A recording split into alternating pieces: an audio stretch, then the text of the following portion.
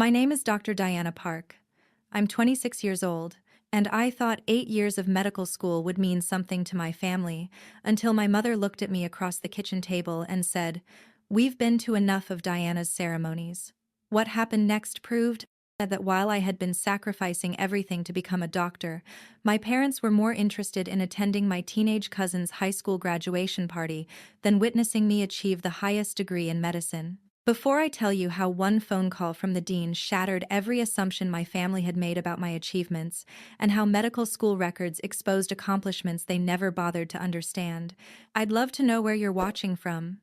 Please hit that like button and subscribe if you want to hear how 3 words, valedictorian of medical school, silenced an entire family and made my parents realize they had missed the most important moment in their daughter's life. Let me take you back to where this story really begins. I grew up in a Korean-American family where education was supposed to be the highest priority, but somehow my academic achievements were always overshadowed by my cousins' more visible social successes. My parents, Dr. James Park and Susan Park, were both professionals. Dad was a dentist and Mom was a pharmacist, so they understood the value of medical education. But they also seemed to take my academic success for granted in ways that hurt more than I ever let them know. "Diana has always been the smart one," Mom would say when relatives asked about my achievements. "She doesn't need as much attention as the other kids." The other kids she was referring to were my cousins, particularly my cousin Michael, who was 18 and the son of my father's brother. Michael was outgoing, athletic, and popular in ways that my family found more exciting than my academic accomplishments. When Michael made the varsity basketball team, the whole extended family attended his games. When he was elected homecoming king, my parents drove 3 hours to be there for the ceremony. When he got accepted to State University with a partial scholarship, they threw him a celebration party. Meanwhile, when I was accepted to Johns Hopkins Medical School, one of the most prestigious medical programs in the country, my parents' response was, "That's nice, sweetheart. We always knew you'd do well." The contrast in their reactions revealed something painful about how my family valued different types of success. Michael's achievements were celebrated because they were social and visible. My achievements were acknowledged but not celebrated because they were academic and expected. Medical school was the most challenging experience of my life. 8 years of undergraduate pre-med followed by 4 years of medical school, involving 80-hour study weeks, clinical rotations, research projects, and constant pressure to master subjects that literally meant life and death for future patients. While my classmates' families sent care packages, attended white coat ceremonies, and celebrated each milestone, my family treated my medical education as something I was doing alone. "Diana doesn't need much support," Dad would tell relatives who asked about my progress. "She's always been independent." But I wasn't independent by choice.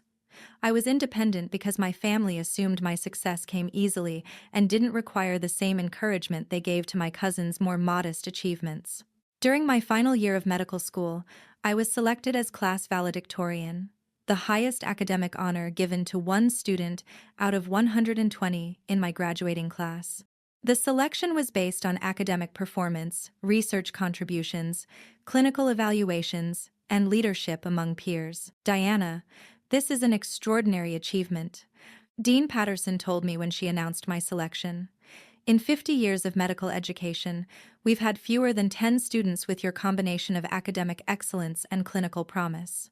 Being chosen as valedictorian meant I would give the commencement address at graduation, representing my entire class and speaking to an audience of families, faculty, and distinguished medical professionals. I was proud, nervous, and excited about the opportunity to represent my classmates and share what our medical education had meant to us. The graduation ceremony was scheduled for May 15th, and I sent my parents the invitation 6 weeks in advance, along with a note explaining that I had been selected as valedictorian and would be giving the commencement speech. "Mom and Dad," I wrote, "this is the most important day of my medical education. I hope you can be there to see me graduate and hear my speech." Mom called me 2 days later. "Diana, we got your graduation invitation," she said. "Congratulations on the valedictorian thing." "Thanks, Mom. Are you and Dad planning to attend?" "Well, that's what I wanted to talk to you about," Mom replied, her tone becoming hesitant. Michael's high school graduation is the same weekend, and the family is throwing him a big party on Saturday night. My graduation is Friday afternoon, I pointed out. You could attend both.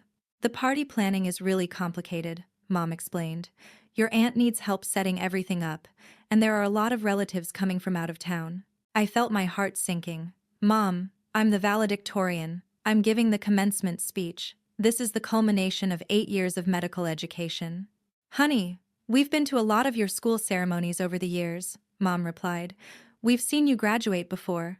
I've never graduated from medical school before, I said, trying to keep the hurt out of my voice. But you know we're proud of you, Mom continued.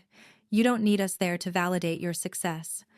That phrase, you don't need us there, captured everything painful about my relationship with my parents. They assumed that because I was academically successful, I didn't need emotional support or family recognition. Michael only graduates from high school once, Mom added, and he's been struggling academically, so this is a really big deal for him.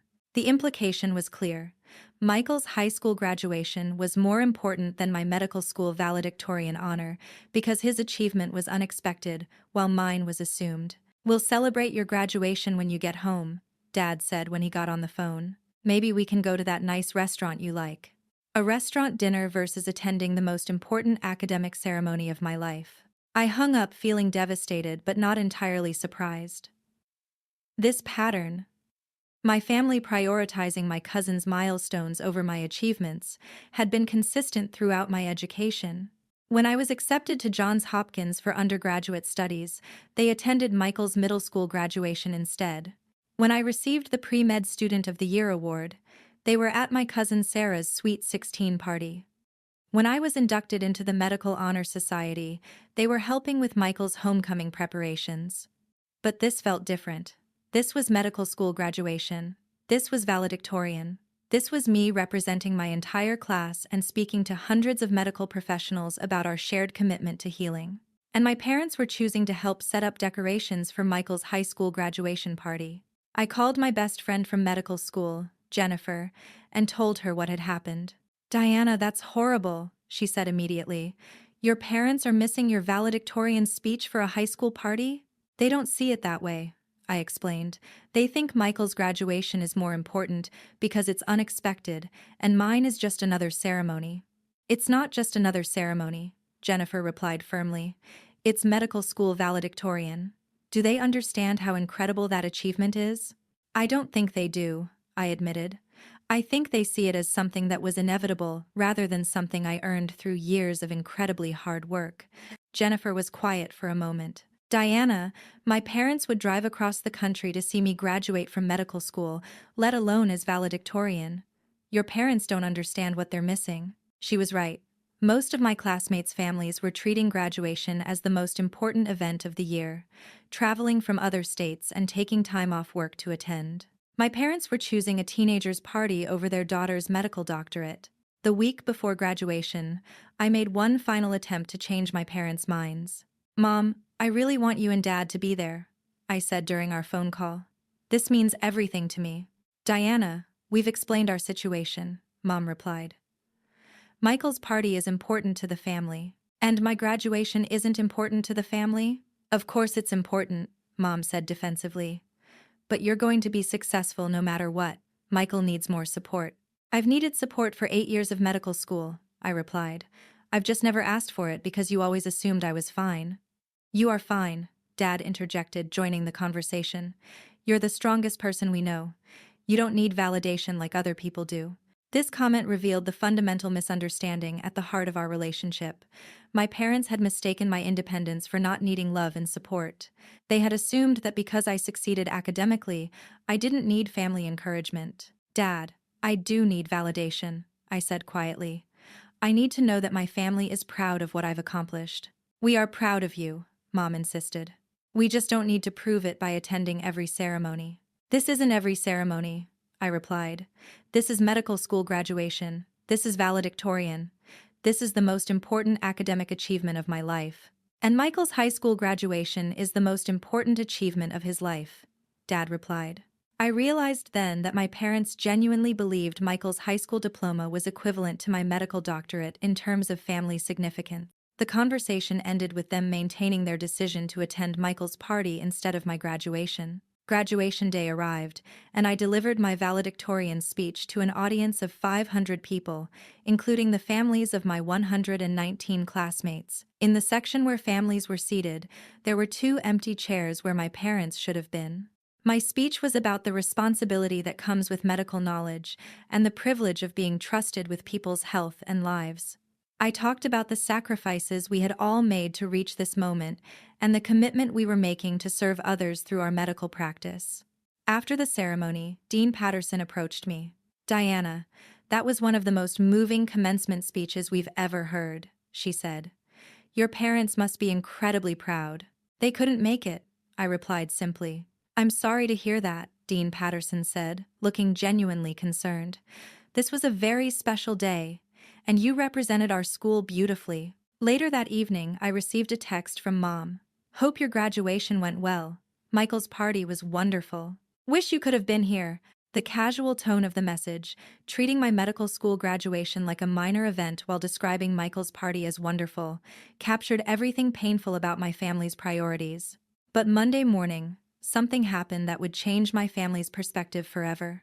I was in my apartment, still processing the emotions of graduating without my family's support, when my phone rang. "Diana, this is Dean Patterson," the voice said.